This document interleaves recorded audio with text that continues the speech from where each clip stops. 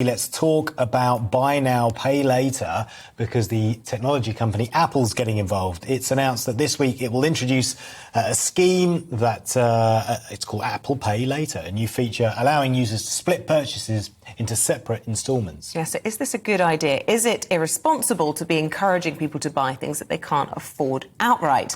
Well, we're joined now by money and consumer expert Sue Hayward. A very good morning to you, Sue. On the face of it, is this just Apple moving with the times, or is this possibly bringing people into a bit more of a temptation to spend when they're already overstretched? Well, this is it. I mean, Apple's sort of jumping on the bandwagon, if you like, of the buy now, pay later market and almost planning to take a bite out of it. I guess the really important thing to say is that, of course, this is going to apply in the US. It's going to be introduced in the autumn. So right now, Apple have said it will be something they'll be launching in the US. Right now, there are no plans to actually introduce it over here. But of course, already Apple Pay, you can use if you've got an Apple phone. So who knows in the future whether or not it will be something that they may later decide will be introduced here. But as I say, in the moment, it's in the US. But it's one of these things, once again, it's a case of it's just making everything easier to buy now, pay later, split the payments. It all sounds terribly easy. But of course, if you do that every time you shop, it is so easy to lose track of the payments. And of course, in some cases, as we know, certainly here with the likes of Klarna, ClearPay and the others, if you don't actually, or if you miss a payment, you can rack up some late payment fees. So it's not quite as easy and free, if you like, as it sounds. Yeah, Citizens Advice say they've published some research today saying that half of 18 to 34-year-olds use different types of credit, such as credit cards or borrowing from family, to make payments on those buy now, pay later schemes, and that young shoppers are risking building up debts. They're particularly vulnerable to this.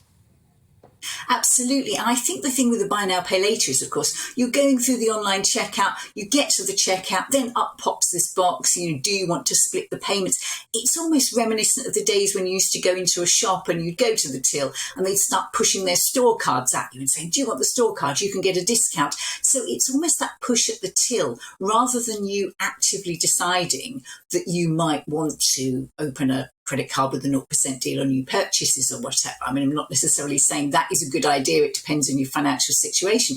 But I think with the buy now, pay later, it's almost that sort of push at the till. People think, oh, I could do that. It's so easy to set up.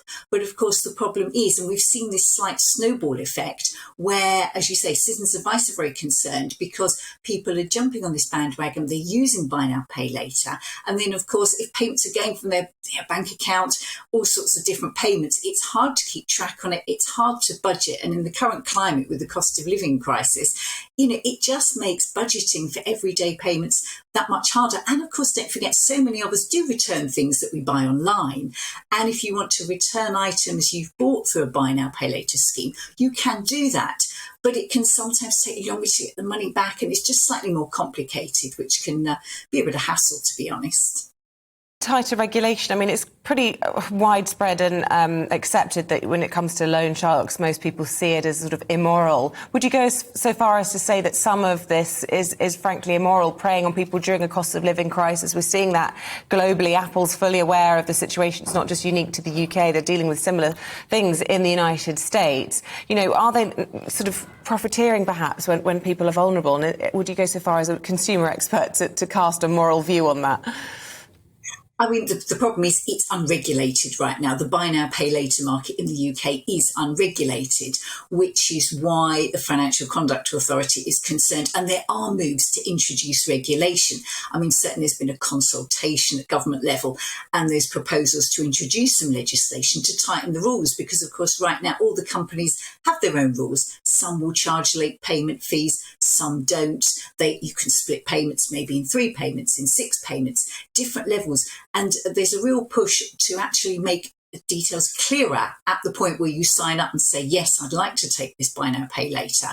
Consumer groups and certainly, people like myself are saying, well, actually, if you make it really clear then that's fine. Because for some people, if you are going to make the payments and you've got the money there, that's all absolutely okay. But of course, the problem is if you take out too many of these, you can't keep tabs on them. You find you're then going overdrawn, payments aren't being made. That's when the charges can rack up. So we just need clearer legislation and to really tighten the rules so people know what they're signing up for.